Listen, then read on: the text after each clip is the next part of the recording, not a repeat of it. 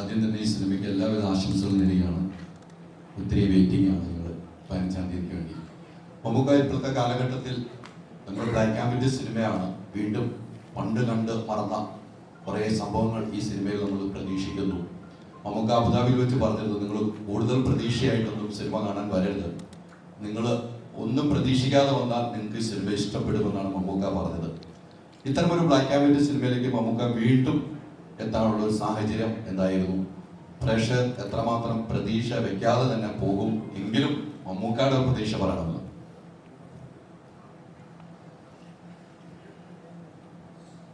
ഒന്നും പ്രതീക്ഷിക്കാതെ എന്ന് ഞാൻ പറഞ്ഞിട്ടില്ല. അതായത് നിങ്ങൾ ഒരു കാര്യങ്ങൾ തീരുമാനിച്ചു വരുന്നത് കഥ എങ്ങനെയായിരിക്കും, നിങ്ങളൊരു കഥ ഉണ്ടാക്കി വരുന്നേ ഞാൻ പറഞ്ഞു.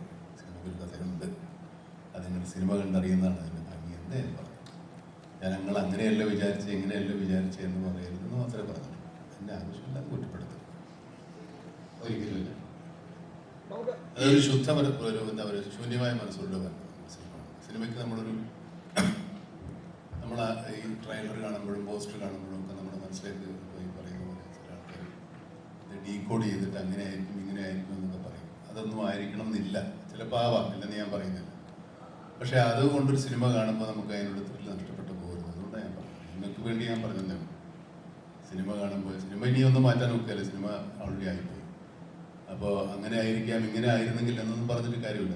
നമുക്ക് അങ്ങനെ ഒരു ആഗ്രഹം തോന്നുന്നു മാത്രം. അതുകൊണ്ട് സിനിമ കാണാൻ വരുമ്പോൾ ഒരു തീരുമാനങ്ങളൊന്നും എടുക്കാതെ, ഞാനിപ്പോൾ ഒരു മലയാളത്തിൽ വാക്ക് എങ്ങനെ ടിഡിക്ക് വേണ്ടി പിടി കിട്ടും ഇല്ല, നമ്മൾ സിനിമ കാണാൻ വരുമ്പോഴേ ഒരു മുൻവിധിയോടുകൂടി വരും. മുൻവിധി എന്ന് പറയുമ്പോഴും അത് കുറച്ചുകൂടെ പരുഷമായി പോകുന്നു. ഒരു എന്തോ ഒന്ന് കാണാൻ വരുന്നു എന്ന് തന്നെ വരണം. നമ്മൾ വിചാരിക്കുന്നത് കാണാൻ വരുന്നു വിചാരിക്കണം, അങ്ങനെയുള്ളൂ.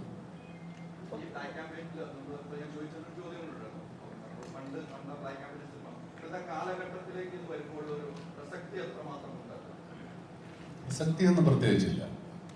അത് ബ്ലാക്ക് ആൻഡ് വൈറ്റിൽ എടുക്കുക, ഇതൊരു കാലഘട്ടത്തിന്റെ സിനിമയാണ്. സിനിമ ഇല്ലാതിരുന്നൊരു കാലമായിരിക്കും അല്ലേ? സിനിമ ഇല്ലാതിരുന്നൊരു കാലത്താണ് ഈ സിനിമ നടക്കുന്നത്. അതുകൊണ്ട് ഞങ്ങൾ ബ്ലാക്ക് ആൻഡ് വൈറ്റ് ആക്കി എന്ന് വേണമെങ്കിൽ പറയാം. അതുമല്ല, ബ്ലാക്ക് ആൻഡ് വൈറ്റ് ഇതേ തലമുറയ്ക്ക് ഒട്ടും അനുഭവിച്ചിട്ടില്ലാത്തൊരു സംഭവമാണ്. അതുകൊണ്ട് അതൊന്ന് കണ്ടറിയാം. പിന്നെ ഈ സിനിമ അതിന് പറ്റിയൊരു സിനിമയാണ്. ഒരു കാലം കൊടുത്തുകൂടെ ആളുകൾക്കിലേക്ക് സത്യസന്ധമായി മനസ്സിലാക്കാനോ അല്ലെങ്കിൽ അവർക്കത് ഫീൽ ചെയ്യിക്കാനോ തോന്നുന്നത് കൊണ്ടാണ് കുറച്ചുകൂടെ പഴയ കാലത്തെ ബ്ലാക്ക് ആൻഡ് വൈറ്റ് എടുത്തത്. നമ്മൾ ഈ പണ്ടൊക്കെ ഫ്ലാഷ് ബാക്ക് കാണിക്കുമ്പോൾ ബ്ലാക്ക് ആൻഡ് വൈറ്റ് കാണിക്കുമായിരുന്നു ആദ്യകാലം. അങ്ങനെയാണ് ഞങ്ങൾക്ക് അതിൽ നിന്നൊരു പ്രചോദനം ഉണ്ടായത്. പിന്നെ ഒരുപാട് സിനിമകൾ വന്നിട്ടുണ്ട്. ഇപ്പോഴും സിനിമകൾ എടുക്കാതിരിക്കുന്നില്ല ആളുകൾ. ബ്ലാക്ക് ആൻഡ് വൈറ്റ് സിനിമ നമ്മുടെ ഒരു നൊസ്റ്റാൾജിയുണ്ട്. അത് പല ബോളിവുഡ് സിനിമ ഫിലിം മേക്കേഴ്സിനും ഒക്കെ ഉണ്ട്. വലിയ സിനിമകളുണ്ട്, ഓസ്കാർ അവാർഡ് കിട്ടിയ സിനിമകളൊക്കെ ഉണ്ട്. ഈ അടുത്ത കാലത്ത് 8 വർഷം മുമ്പ് ആർട്ടിസ്റ്റ് എന്ന് പറയുന്ന സിനിമ ബ്ലാക്ക് ആൻഡ് വൈറ്റ് 35 മമ്മിലെടുത്തത്. അപ്പോൾ അത് നമ്മൾ അത്രത്തോളം ആലോചിച്ചിട്ടല്ല, നമ്മുടെ ഒക്കെ ഒരു ആഗ്രഹത്തിന് വേണ്ടി ബ്ലാക്ക് ആൻഡ് വൈറ്റ് സിനിമ നമുക്ക് വേണ്ടി വരണം. വേണ്ടേ?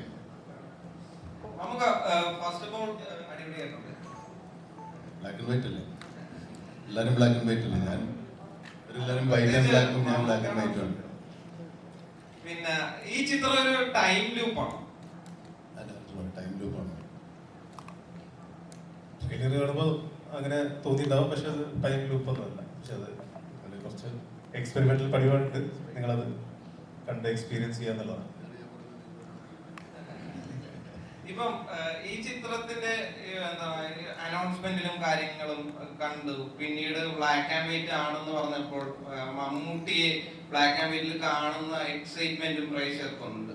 അതിലുപരി മമ്മൂക്കയുടെ മേക്ക് ഓവർ ആണ് യഥാർത്ഥത്തില് നമ്മളെയൊക്കെ എക്സൈറ്റ്മെന്റ് ചെയ്തത്. അതിലേക്ക് എത്തിയത് എങ്ങനെയാണ്? ഈ കഥ പറയുമ്പോൾ തന്നെ ഞാൻ എൻ്റെ അടുത്തൊരു ഇനീഷ്യൽ സ്കെച്ച് ഉണ്ടായിരുന്നു, ക്യാരക്ടർ സ്കെച്ച് ഉണ്ടായിരുന്നു. അത് ഞാൻ മമ്മൂക്കിക്ക് കാണിച്ചു കൊടുത്തു. അപ്പോൾ അവിടുന്ന് കുറച്ച് സ്ക്രിപ്റ്റ് റീഡിങ്ങിൻ്റെ ഡിസ്കഷനും അതിൻ്റെ ക്യാരക്ടർ ഡിസൈനൊക്കെ ആയി വരുമ്പോൾ തന്നെ ഒരുപാട് ഡിസ്കസ് ചെയ്ത് നമുക്ക് ഇങ്ങനെ ചെയ്യാം, ഇങ്ങനെ ഒരു മേക്ക് ഓവർ കൊണ്ടുവരാം എന്ന് പറഞ്ഞിട്ടാണ്. ഇതൊരു പീരിയഡ് ഫിലിം ആയതുകൊണ്ട് കുറച്ചു കാലം മുമ്പ് നടക്കുന്ന കഥയായത് ഇങ്ങനത്തെ ഒരു ക്യാരക്ടർ വന്ന രസമായിരിക്കും എന്ന് തോന്നി. അപ്പം നിങ്ങൾക്ക് എല്ലാവർക്കും ഇഷ്ടമായില്ല ഈ ക്യാരക്ടർ? പറഞ്ഞ ഒന്നും മനസ്സിലായില്ല. 2-3 ദിവസം കൂടെ ഉള്ളൂ. വില്ലൻ എന്നൊക്കെ പറയുന്ന വാക്കുകൾ പോലും ഇല്ലാതിരുന്ന കാലത്താണ് ഈ സിനിമ അല്ലേ? അങ്ങനെ എക്സ്പീരിയൻസ് ഇപ്പൊ എങ്ങനെയല്ല, എന്നാൽ നമ്മൾ സാധാരണ കാണുന്ന ദുഷ്ടകഥാപാത്രങ്ങളെ വില്ലൻ എന്ന് വിളിക്കുന്ന കാര്യം ഉണ്ടായിരുന്നു എനിക്കറിയില്ല. ഞാൻ അടുത്ത കാലത്ത് ജനിച്ചിട്ടാണ്. സിനിമയിൽ ആ കഥാപാത്രത്തിന് മിസ്റ്ററി ഉണ്ട്, ഭയങ്കരമായൊരു മിസ്റ്ററി ഉണ്ട്. പക്ഷെ നമ്മളിവിടെ ഒന്ന് ഇപ്പോൾ പറഞ്ഞാലും, നിങ്ങൾ സിനിമ കണ്ട് ആരോടെങ്കിലും പറഞ്ഞാലും അത് പിന്നീട് കാണാൻ പോകുന്ന ആൾക്കാരുടെ ഒരു ത്രില്ലാണ് ഇഷ്ടപ്പെട്ടു. ഇത് വില്ലനോ നായകനോ അങ്ങനെ സിനിമയിലുണ്ടോ? വില്ലനും നായകനോ കഥാപാത്രങ്ങൾ അവർക്ക് എല്ലാത്തരം വികാരങ്ങളും ഉള്ളവർ.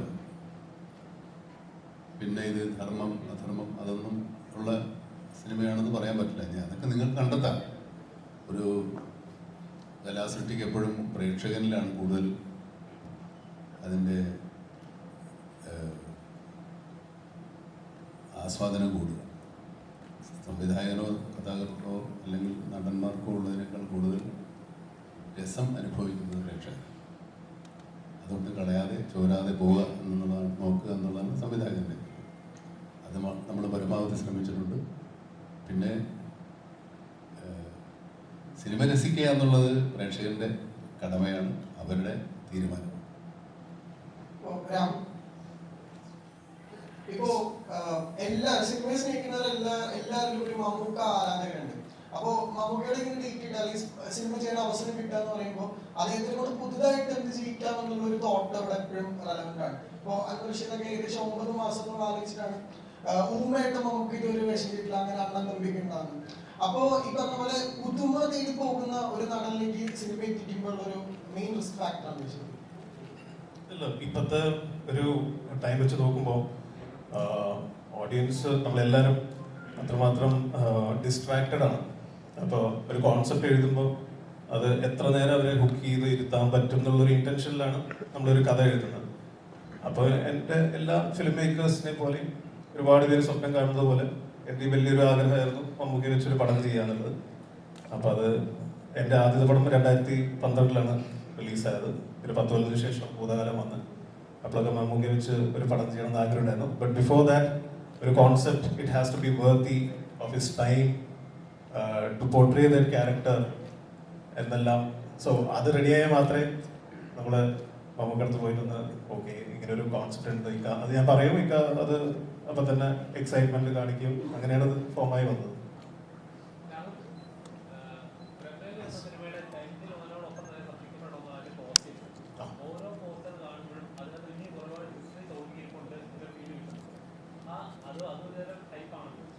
നമ്മള് ഹൈപ്പ് ക്രിയേറ്റ് ചെയ്തില്ല. നമ്മള്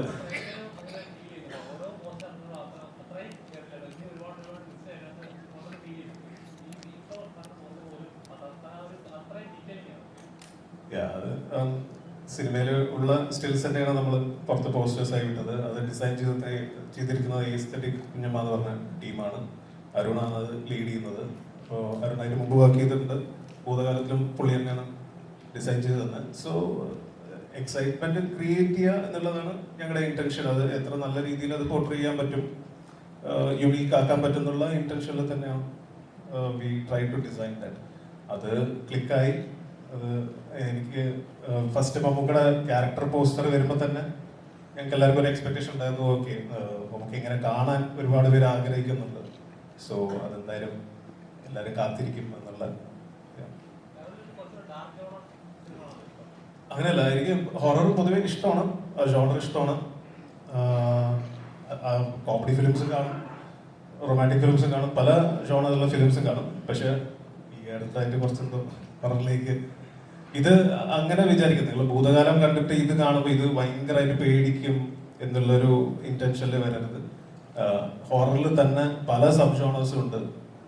കോമഡി ഹൊറർ ഉണ്ട്, സൈക്കോളജിക്കൽ ഹൊറർ ഉണ്ട്, പാരനോർമൽ ഉണ്ട്, സ്ലാഷർ ഹൊറർ ഉണ്ട്.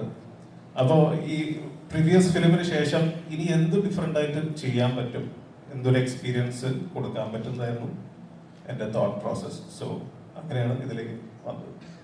നമുക്ക് രാഹുൽ പറഞ്ഞതുമായി ചേർത്ത് വെച്ച് പറയുകയാണെങ്കിൽ ഇപ്പോൾ ഈ പ്രണയം എന്ന് പറയുന്നത് ആണിനും പെണ്ണിനും മാത്രം ഒതുങ്ങി നിൽക്കുന്നതല്ല എന്നാണ് കാതലിൽ പറഞ്ഞിട്ടുണ്ടായിരുന്നത്. അന്വേഷകരുടെ കൂടി കഥ പറയേണ്ട ആവശ്യമുണ്ട് ഓരോ അന്വേഷണത്തിലും എന്നാണ് കണ്ണൂർ സ്കോഡിൽ പറഞ്ഞിട്ടുണ്ടായിരുന്നത്. അപ്പൊ പ്രമേഹത്തിലൊരു പുതിയ ഡെഫിനേഷൻ ഓഫ് ഹൊറർ അല്ലെങ്കിൽ ഹൊററിൽ തന്നെ പുതിയൊരു കാര്യം എക്സ്പ്ലോർ ചെയ്യാം. അത് മമ്മൂക്കയിലൂടെ ചെയ്യാം. അതായിരുന്നു മമ്മൂക്ക എന്ന കലാകാരന്റെ എക്സൈറ്റ്മെന്റ്. ഇത് നിങ്ങളീ പറഞ്ഞതൊന്നും നമ്മൾ യഥാർത്ഥ സിനിമയിൽ ഷൂട്ടിങ്ങിന് മുമ്പ് വിചാരിച്ച കാര്യങ്ങളല്ല. അങ്ങനെ വന്ന് ഭവിച്ചതാണ്. സിനിമയിൽ എന്ത് വന്ന് ഭവിക്കുമെന്ന് ഇപ്പം നമുക്ക് പറയാൻ പറ്റില്ല. നിങ്ങൾക്കിത് ഇങ്ങനെ സിനിമ വരുമ്പോൾ എന്താണ് അനുഭവവേദ്യമാകുക എന്ന് പറയുന്നത് നമുക്ക് നേരത്തെ ഒന്നും പറഞ്ഞ് പ്രവചിക്കാൻ പറ്റുന്നതല്ല. എന്നെ സംബന്ധിച്ചിടത്തോളം എന്നെ ആകർഷിച്ചത് ആ കഥാപാത്രം തന്നെയാണ്. പിന്നെ അതിൻ്റെ കാലഘട്ടം, കഥ എല്ലാം സ്വാഭാവികമായിട്ടും തീരുമാനങ്ങളെല്ലാം നമുക്ക് എപ്പോഴും ശരിയാവണമെന്നില്ല. ഞാനിങ്ങനെ ഒന്ന് തീരുമാനിച്ചു, അങ്ങനെയാണ് ഇത് സംഭവിച്ചത്.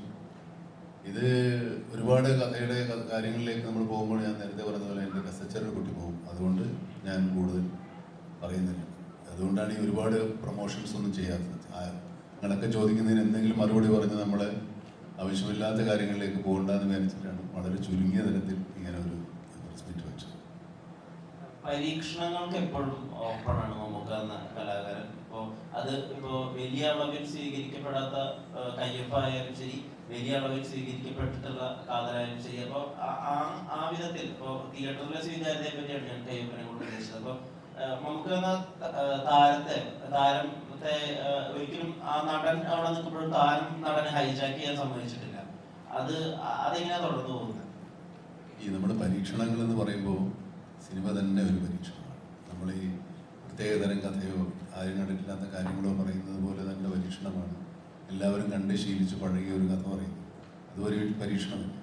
സിനിമ തന്നെ ഒരു പരീക്ഷണമായിരിക്കുമ്പോൾ നമ്മൾ പരീക്ഷണ ചിത്രങ്ങൾ എന്ന് പറയുന്നതിൽ പ്രത്യേകിച്ച് കാര്യമില്ല. നമുക്കൊരു വ്യത്യസ്തത എന്നതിനപ്പുറത്തേക്ക് ഞാനൊന്നും കണ്ടിട്ടില്ല. സാധാരണ ചെയ്യുന്നതിനപ്പുറത്തേക്ക് എന്തെങ്കിലും പുതിയ കാര്യം ചെയ്യണമെന്നുള്ള ആഗ്രഹം, അതിനുള്ള സാഹചര്യങ്ങളൊക്കെ ഒത്തുവരുമ്പോൾ അതിന് ഞാൻ സമ്മതം കൊള്ളുന്നു മാത്രം.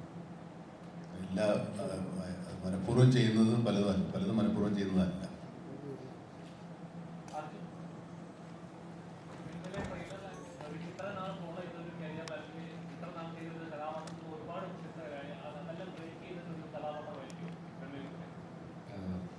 ഫസ്റ്റ് ഓഫ് ഓൾ ഹായ്, എല്ലാവർക്കും നമസ്കാരം. പ്രമയുഗത്തിലെ ക്യാരക്ടർ ടോട്ടലി ഡിഫറെൻ്റ് ആണ്. ഇതുവരെയായിട്ടും ട്രൈ ചെയ്തിട്ടില്ല, ഇതുവരെയായിട്ടും ഇങ്ങനത്തെ ഒരു ക്യാരക്ടർ വന്നിട്ടില്ല. അപ്പോൾ അത് മാക്സിമം അതിന് ഔട്ട് കൊടുക്കാൻ നോക്കിയിട്ടുണ്ട്. ബാക്കി സ്ക്രീനിൽ എല്ലാവരും കാണുമ്പോൾ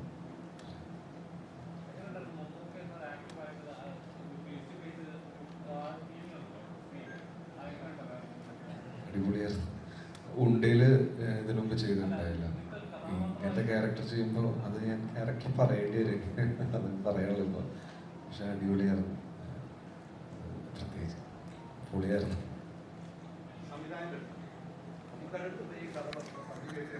ഒരുപാട് അതിനെ ഹെൽപ്പ് ചെയ്തിട്ടുണ്ട്. ഫൗണ്ടേഷൻ ആക്ച്വലി ബ്ലാക്ക് ആൻഡ് വൈറ്റിൽ ഷൂട്ട് ചെയ്തുകൊണ്ട് ഇപ്പോൾ ഫോർ എക്സാമ്പിൾ പ്രൊഡക്ഷൻ ഡിസൈൻ ആണെങ്കിലും എല്ലാത്തിനും അത് ഹെൽപ്പ് ചെയ്തു. ഫോർ എക്സാമ്പിൾ ഒരു ക്ലിയർ സ്കൈ തന്നെ it's A shade of grey. So അങ്ങനെയാണ് ഞാൻ മമ്മൂക്കടുത്ത് കഥ പിച്ച് ചെയ്തത്. അപ്പോൾ ഫസ്റ്റ് പറഞ്ഞത് ഇക്ക ഞാൻ 3 വാക്യം പറയുന്നുള്ളൂ. മമ്മൂക്ക ഒരു mystery horror film black and white. അപ്പോൾ മമ്മൂക്ക ചോദിച്ചു ബ്ലാക്ക് ആൻഡ് വൈറ്റ് എങ്ങനെയാണ് അതിൻ്റെ പരിപാടികൾ ചോദിച്ചു. അപ്പോൾ നമ്മളതൊരു ടെസ്റ്റ് ഷൂട്ട് ചെയ്ത് കാണിക്കാൻ പറഞ്ഞു. And we did A test shoot and അത് ഞങ്ങൾ ഷൂട്ട് ചെയ്തിട്ട് മമ്മൂക്കയ്ക്ക് വന്ന് കാണിച്ചു. അപ്പോഴാണ് അതിൻ്റെ ഒരു ഡിഫറൻസും കാര്യങ്ങളൊക്കെ ഞങ്ങൾക്ക് എല്ലാവർക്കും ആസ് എ ടീം മനസ്സിലായത്. ഓക്കെ, ദിസ് വിൽ വർക്ക് എന്നുള്ളത്. സോ അത് സപ്പോർട്ട് ചെയ്യാൻ I need to have a very good producer. So Ram സാറാണ് is the man behind supporting my vision. So yeah, it's a collective effort. It's a very collective effort. Unfortunately നമ്മുടെ DOP-യുടെ ഇതില്ല, എത്താൻ പറ്റിയില്ല. Mister Shahnad ജലാലാണ് ഇത് shoot ചെയ്തത്. This is my second collaboration with. So പുള്ളി ഉണ്ടായിരുന്നെങ്കിൽ കുറച്ചും കൂടെ അതിനെക്കുറിച്ച് സംസാരിക്കാമായിരുന്നു.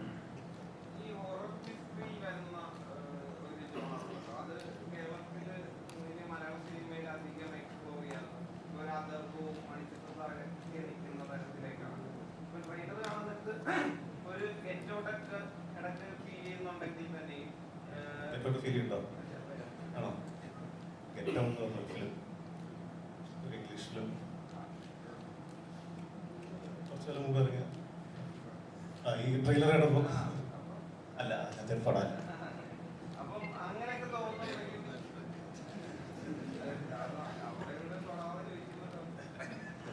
ഈ ഹൊററിന്റെ ഒരു ഇത് beauty to it. At the same time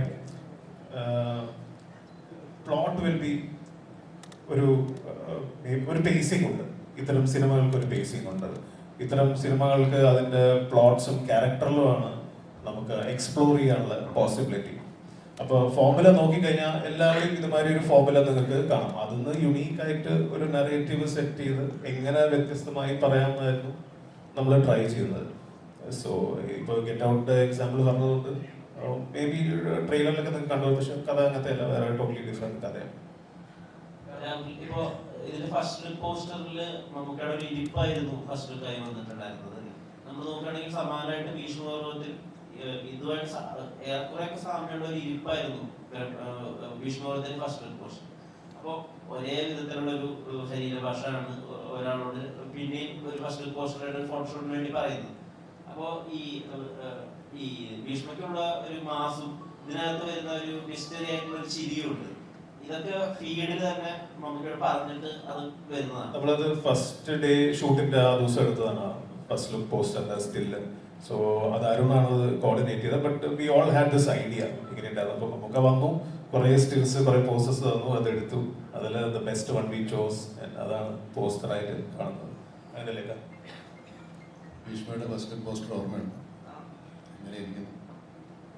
അങ്ങനെയാണോ ഇരിക്കുന്നത്? അല്ല, ഭീഷ്മയിൽ ഇങ്ങനെയാണ്. അപ്പൊ സെയിം ബോഡി ലാംഗ്വേജ് ആണ്. എന്നെ ചതിക്കരുത്, ഞാൻ അതില്ലല്ലോ, ഞാൻ കണ്ടിട്ടില്ല. കാലം അല്ല, ഇപ്പോ കേട്ടതും കണ്ടതും അല്ലെങ്കിൽ വായിച്ചതും പറ്റൂല. എന്ത് കാണാൻ? കാലം നമ്മൾ കാണുന്നത് നമ്മൾ ജീവിച്ചിരിക്കുന്ന കാലത്ത് മാത്രമേ ഉള്ളൂ. നമ്മൾ എത്രയോ കാലം മുമ്പ് നടക്കുന്ന കഥയാണ്. അപ്പൊ അതിനകത്ത് ഒബ്സർവേഷനോ ഇൻഫറൻസോ ഒന്നുമില്ല, സങ്കല്പം മാത്രമേ ഉള്ളൂ. ശൂന്യാകാശത്ത് നിന്ന് പിടിച്ചെടുക്കുന്ന എന്തെങ്കിലും ഉണ്ടെങ്കിലും ഉള്ളൂ.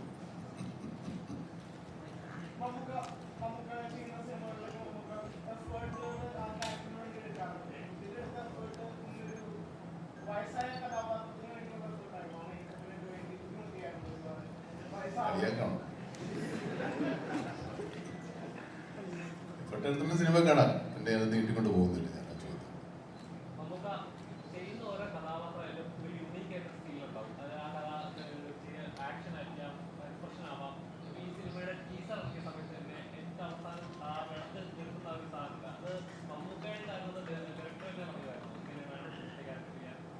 ഞാൻ ചോദ്യം അത് ഞങ്ങൾ കുറച്ച് ഷോർട്സ് അതിനു വേണ്ടി ടീസറിനും ട്രെയിലറിനും വേണ്ടിയിട്ട് ഷൂട്ട് ചെയ്തതാണ്. അത് നിങ്ങൾ സിനിമ എന്തായാലും ന്യൂസിൽ കാണുമ്പോൾ അറിയാം എന്തൊക്കെയായിരുന്നു.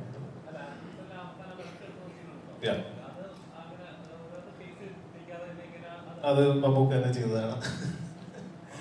ഞാനൊരു ഐഡിയ പറഞ്ഞു, മമ്മൂക്ക ഇക്കടെ രീതിയിൽ അത് ചെയ്തു.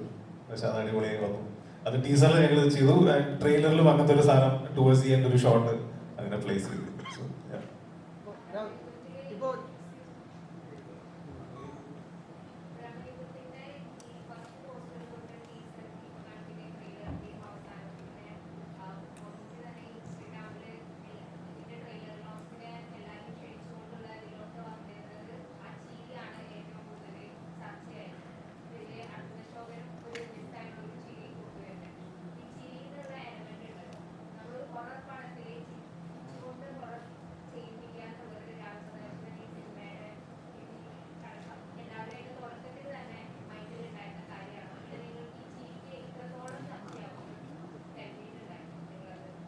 ട്രെയിലർ ശ്രദ്ധിച്ചാൽ അറിയാം, അതിന്റെ ചിരി it's portraying some kind of madness എന്ന് പറയാം.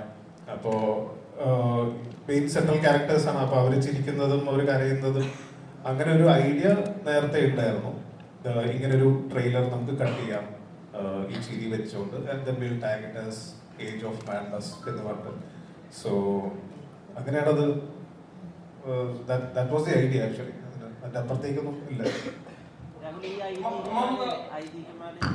ബാലശാസ്താവിനെ ഉപവസിക്കുന്ന ഒരു കുഞ്ചവൻ പോറ്റി എന്ന ഒരു ഫേമസ് ആയ ഒരു കഥാപാത്രമുണ്ട്.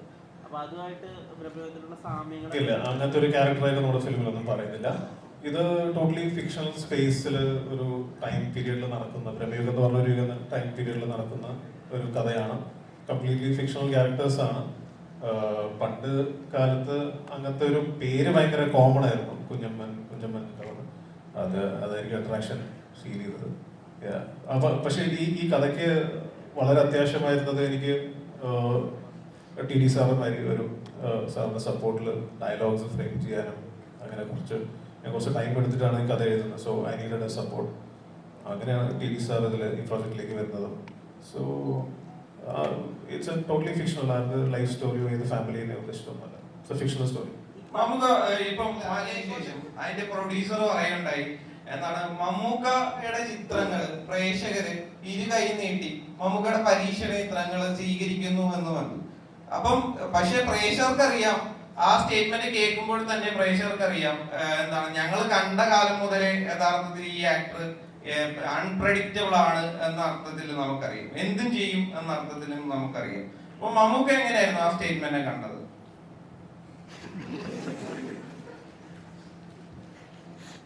നിങ്ങളെപ്പോലെ തന്നെ പറഞ്ഞതേ ഉള്ളൂ. പ്രത്യേകിച്ച് ഒരു കാര്യങ്ങളൊന്നും പറയാനില്ല. നിങ്ങൾ എന്തും ചെയ്യും എന്നുള്ള തീരുമാനം എനിക്ക് സൂക്ഷിച്ചു. അല്ലെ, എന്നെ സംബന്ധിച്ചിടത്തോളം എന്തും ചെയ്യണം എന്നാണ് എൻ്റെ ആഗ്രഹം. അതിന് എന്ത് സിനിമയിൽ ഇത് നമ്മൾ വന്നപ്പോൾ ഇപ്പോൾ കാണുന്ന ഈ ഒന്നും പ്രതീക്ഷിച്ചിട്ടല്ല സിനിമയിൽ ഞാൻ പ്രതീക്ഷിച്ച സിനിമ മാത്രം. എനിക്ക് സിനിമ മാത്രമേ ഇഷ്ടമുള്ളൂ, ബാക്കി കിട്ടുന്നതൊക്കെ ബോണസാണ്. അപ്പോൾ ബോണസിനെ കുറിച്ച് ആലോചിക്കാതെ തന്നെയാണ് സിനിമയിൽ ഞാൻ ഇനി അങ്ങോട്ടും അങ്ങനെ ആവാനാണ് എൻ്റെ ശ്രമം. പക്ഷെ ഒരു കാര്യം എനിക്ക് നിങ്ങളോട് ചോദിക്കാനുള്ളത്, കൂടെ ഉണ്ടാവും അടിയിട്ടിട്ട് പോയി കളയും. എടുത്തായിരുന്നു താങ്കളുടെ കുറെ നോവലുകൾ മമ്മൂക്കായ മുന്നിൽ കണ്ടുകൊണ്ട് തന്നെയായിരുന്നു താങ്കൾ റൈറ്റിംഗ്? തീർച്ചയായിട്ടും രാഹുൽ എൻ്റെ അടുത്ത് വന്ന് ഈ കാര്യം പറയുമ്പോൾ നമ്മൾ കുറച്ച് പുറകിലുള്ളൊരു കാലത്തെ കഥയാണ് പറയുന്നത്. ആ കാലത്തെ കാര്യങ്ങൾ അതേപോലത്തെ സംഭാഷണങ്ങൾ ഉപയോഗിച്ചാൽ ശരിയാവില്ല. ഏറ്റവും അതിന് യോജിക്കുന്ന രീതിയിലുള്ള ഡയലോഗ്സാണ് പ്രിപ്പയർ ചെയ്തിട്ടുള്ളത്. മമ്മൂക്കയുടെ ക്യാരക്ടറിന് വേണ്ടി ഡയലോഗ് എഴുതുമ്പോൾ നമുക്ക് മനസ്സിലുണ്ടായിരുന്നു എന്നുള്ള സത്യം.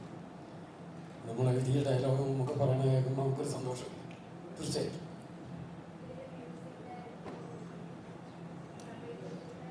മ്യൂസിക് ഡയറക്ടറെ പറ്റി വാക്ക് പറയണം. സുഷിൻ ശ്യാമിന്റെ ശിഷ്യനാണ്.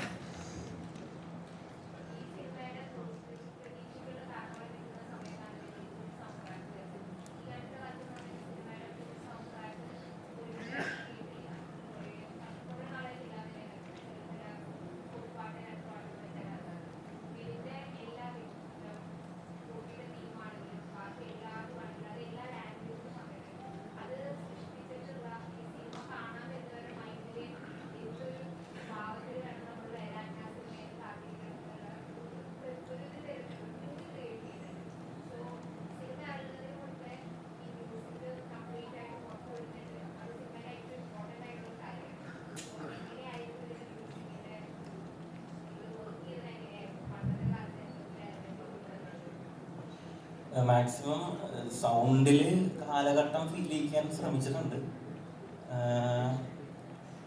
എന്താ പറയുക, ഇങ്ങനെ ചെയ്തു പോയി. ഇങ്ങനെയൊക്കെ സ്ഥലം വന്നു. മറ്റേ ഷൂട്ടിൻ്റെ സമയത്ത് ഞാൻ ലൊക്കേഷനിൽ പോകുമായിരുന്നു. ഞാൻ രാഹുലേട്ടനായിട്ട് സംസാരിക്കും. അങ്ങനെ ഞങ്ങൾ പ്ലാൻ ചെയ്ത് കുറച്ച് സാധനങ്ങൾ ഞാൻ ആ സമയത്ത് അയച്ചു കൊടുക്കും. അങ്ങനെ പ്ലാൻ ചെയ്ത് പെട്ടെന്ന് ഉണ്ടായല്ല, കുറേ വർക്ക് ചെയ്ത് തന്നെ അങ്ങനെ പെട്ടെന്ന് ഉണ്ടാകുന്ന പരിപാടിയല്ല. നല്ല സാധനം ആയി വരാൻ വേണ്ടി മാക്സിമം പണിയെടുത്ത് നന്നായിട്ട് വന്നിട്ടുണ്ടെന്ന് വിചാരിക്കുന്നു. ഇതിന്റെ ഇനീഷ്യൽ നമ്മുടെ ഷൂട്ടിന്റെ മുമ്പ് ക്രിസ്ത്യാനെ ഞാൻ പരിചയപ്പെടുത്തി. ഞാൻ ആകെ പറഞ്ഞത് ഇതൊരു പീരിയഡ് ഫിലിമാണ്, മമ്മൂക്കയാണ് ലീഡ് ക്യാരക്ടർ, ഒരു ഫിക്ഷണൽ സെറ്റിംഗ് ആണ്, ബ്ലാക്ക് ആൻഡ് വൈറ്റ് ആണ് എന്ന് പറഞ്ഞു. അപ്പൊ തന്നെ എനിക്ക് ക്രിസ്റ്റോ ഒരു ഡെമോ എനിക്ക് അയച്ചു തന്നു. അതിലാണ് ഞാൻ ഭയങ്കര ഇൻട്രസ്റ്റ് ആയത്. സോ അന്ന് തൊട്ട് എനിക്ക് തോന്നുന്നു നമ്മൾ പിന്നെ ഫുൾ കുറേ ഇരുന്ന് അതിനെക്കുറിച്ച് സംസാരിച്ച് ഓരോ സ്റ്റേജിലും ഷൂട്ടിംഗ് സമയത്ത് ക്രിസ്റ്റോ വന്ന് ഓരോ സീനിനും ഇങ്ങനെ സ്കോർ ചെയ്യാം എന്ന് പറഞ്ഞിട്ട് അങ്ങനെയാണ് അത് ഷേപ്പ് ആയി വന്നത്. ഞാൻ ലൊക്കേഷനിൽ പോയ ടൈമിൽ വിഷ്വൽ നമ്മൾ കാണും, രാവിലെ തന്നെ ഓരോന്നും കാണിച്ചു തരാം. അപ്പോൾ വിഷ്വൽ കാണുമ്പോൾ ഒരു എനർജി ഭയങ്കരമായിട്ട് എനിക്ക് കിട്ടിയിട്ടുണ്ട്. ആ എനർജിയുടെ റിസൾട്ട് ആയിരിക്കാം മേ ബി നന്നായിട്ട് വന്നിട്ടുണ്ടെന്ന് വിചാരിക്കും. സിദ്ധാർത്ഥനോടാണ് ഒരു ക്വസ്റ്റ്യൻ.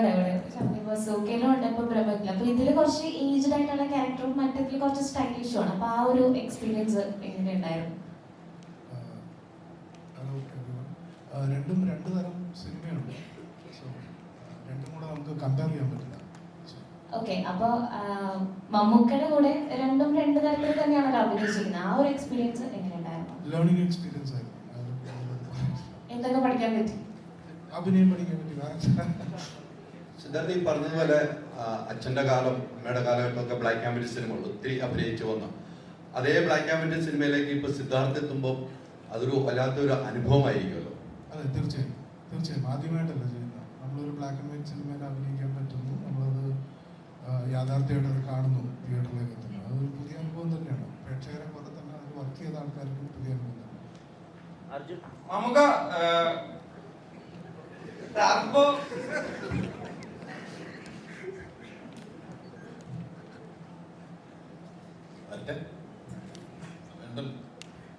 രാഹുലേട്ടന് ഫേസ് ചെയ്തേക്കുന്ന അല്ലെങ്കിൽ ചലഞ്ചിങ് ആയിട്ടുള്ള ഒരു കുറച്ച് കാര്യങ്ങൾ എന്തായിരിക്കും പ്രമേയത്തില്?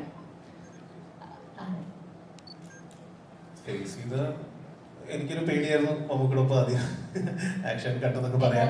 ഓൾറെഡി ഒരു ഹൊറർ ഫിലിം ചെയ്തതാണെങ്കിൽ പോലും മമ്മൂക്കയുടെ കൂടെ ആയതുകൊണ്ടും ബ്ലാക്ക് ആൻഡ് വൈറ്റ് ആയതുകൊണ്ടും കൂടുതൽ കാര്യങ്ങൾ ശ്രദ്ധിക്കേണ്ടതായിരിക്കുന്നു ഫിലിമില്. അപ്പൊ അതിൽ ഫേസ് ചെയ്തിരിക്കുന്ന ചാലഞ്ചസ് എന്തൊക്കെയായിരിക്കും? ചാലഞ്ചസ് ഉണ്ടാവും, എല്ലാ ഫിലിമിലും ചാലഞ്ചസ് ഉണ്ടാവും. But as long as you have a very good team, technical support, production house and actors was very supportive. നമ്മളത് അറിയില്ല ആക്ച്വലി. ഓരോ ദിവസം കഴിഞ്ഞ് പോകുന്നത് നമുക്കറിയില്ല. എല്ലാ ദിവസവും നെക്സ്റ്റ് ഡേ എന്താണ് ഷോട്ട് എടുക്കാനുള്ള എന്നുള്ള എക്സൈറ്റ്മെന്റിലാണ് ഞാനിങ്ങനെ രാത്രി ഓരോ ദിവസവും ഇരിക്കാറില്ല. അപ്പോൾ നാളെ നമുക്ക് ഇത് ചെയ്യും, ഈ സീൻ ചെയ്യും എന്നുള്ള സെയിം വിത്ത് എവരിബഡി. ഞങ്ങളെല്ലാവരും എക്സൈറ്റ്മെന്റിലാണ് ഇരുന്നിട്ടുള്ളത്. So the whole process is challenging. അത് എങ്ങനെ എക്സിക്യൂട്ട് ചെയ്യുന്നു എന്നുള്ളതാണ്. സോ ഫോർ ദാറ്റ് നല്ലൊരു ടീമാണ്. ഇതേമാതിരി sound plays a very good ജെഡിയാണ് സൗണ്ട് ചെയ്തിട്ടുള്ളത്. ഈ ഇത്തരം സിനിമകൾക്ക് sound it plays a very important role. And supporting cast like മണികണ്ഠനുണ്ട്, he's done a very good. My editor Shafi he's done an amazing job. And ഇതിൽ പാട്ട് എഴുതിയിരിക്കുന്നത് മൈ 2 ADs ആണ്. പൂമണി മാളിക എന്ന് പറഞ്ഞ പാട്ട് അമ്മു മറിയ അലക്സ് പറഞ്ഞ പെൺകുട്ടി എഴുതിയിരിക്കുന്നത്. ആൻഡ് നമ്മുടെ എല്ലാവരുടെയും ഫേവറേറ്റ് ആയ ഗിരീഷ് പുത്തഞ്ചേരി സാറിന്റെ മകൻ ദിന്നാഥ് പുത്തഞ്ചേരിയാണ് 3 പാട്ട് എഴുതിയിരിക്കുന്നത്. So it's a very collective എഫേർട്ടാണ്. സോ അങ്ങനെയാണ് ഒരു പ്രൊജക്ട് അതിന് സ്ട്രെങ്ത് വരുന്നത്.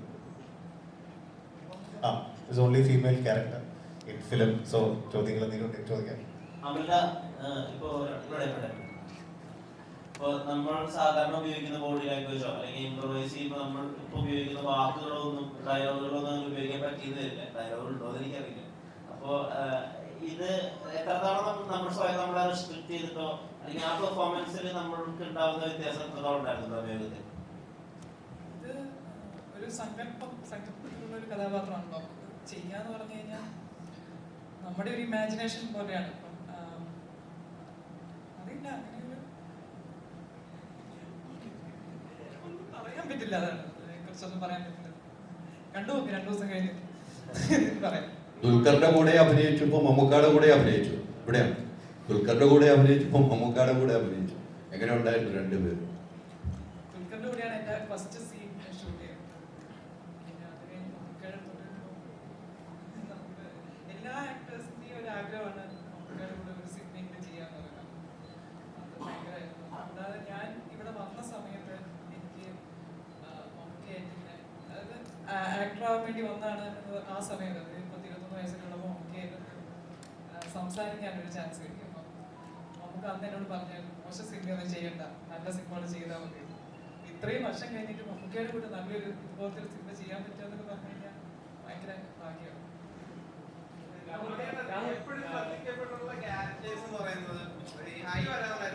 ഒരു ബ്ലാക്ക് ആൻഡ് വൈറ്റ് ചിത്രത്തില് എത്തരത്തിലായിരുന്നു ഒരു പ്രസന്റേഷൻ?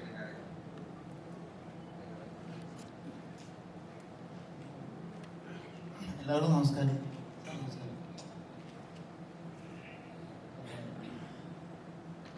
ഇതിനെക്കുറിച്ച് കൂടുതൽ പറയാൻ അറിയില്ല. ഇതിൻ്റെ ഒരു ഭാഗമായി ഈ കൂട്ടത്തിൽ വന്നിരിക്കുന്നതിൻ്റെ ഒരു സന്തോഷം. പിന്നെ 15-ാം തീയതി കഴിഞ്ഞാൽ എന്തെങ്കിലുമൊക്കെ പറയാൻ പറ്റുമായിരിക്കും. ഇപ്പോൾ പറയാൻ പറ്റില്ല. നമസ്കാരം. ഈ സിനിമയിൽ ആ ചോദ്യത്തിന് വേണമെങ്കിൽ ഞാൻ ചെറിയൊരു മറുപടി പറയും.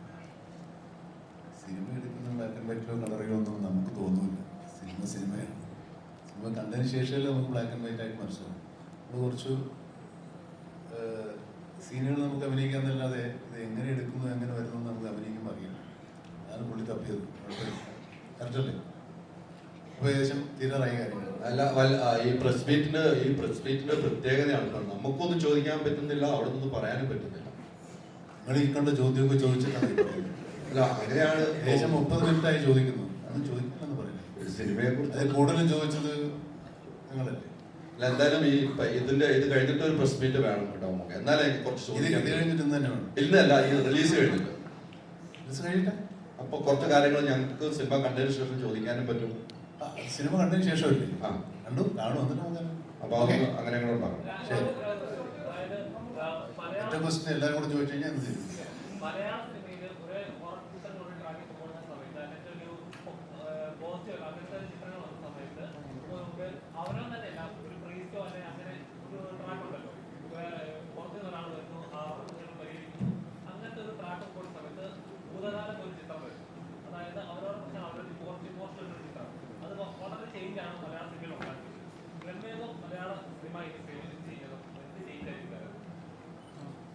ഒരു എക്സ്പീരിയൻസ് ആയിരിക്കും. മുമ്പ് പറഞ്ഞ മാതിരി ഒന്ന് കണ്ടു നോക്കും, ഒന്ന് ടിക്കറ്റ് എടുത്ത് നോക്ക് എന്ന് പറയുന്നത് ഒരു എക്സ്പീരിയൻസ് ഞങ്ങൾക്ക് എല്ലാവരും കൂടെ ഓഫർ ചെയ്യാൻ പറ്റും എന്നാണ്.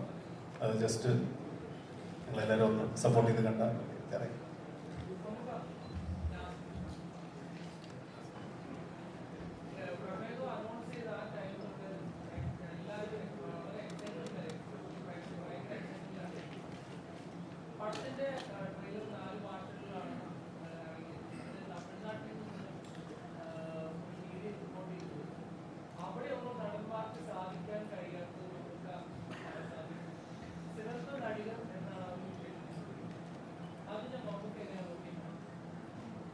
സിറന്ന് നടികരെന്നോ നിങ്ങളൊക്കെ ഇവിടെ പറയുന്നത് എൻ്റെ തമിഴാണെന്നേ ഉള്ളൂ. കൊള്ളാവുന്ന ഒരു ആക്ടർ. Thank you. ശരി. Thank you. അപ്പോൾ